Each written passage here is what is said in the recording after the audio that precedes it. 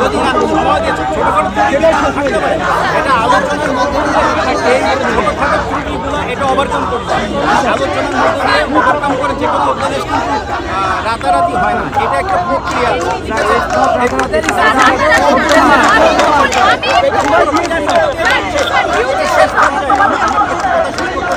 এটা প্রায় শেষ পর্যায়ে দিতে চাই, সে 10 মিনিটের মধ্যে এখানে এসে আমাদের বলবে আমাদের যে দাবিটা, নির্দিষ্ট একটা টাইম নিয়ে আমরা এখান থেকে যাবো, যে অধ্যাদেশ কালকে দিবে, পরশু দিবে, তরশু দিবে বা 5 দিনের মধ্যে দিবে। তাইলে আমরা এইটা জেনে সময়সীমা দিলেই আমরা এখান থেকে সাথে সাথে মুভ করবো। একটা বিষয়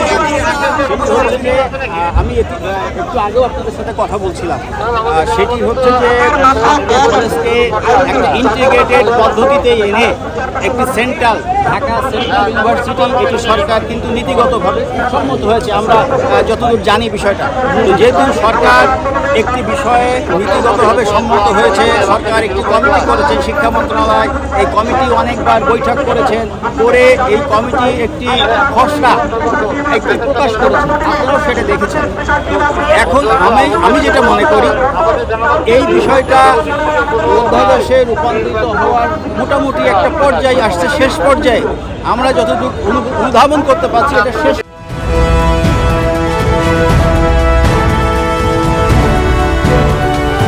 জনতা টিভি, জনগণের আয়না।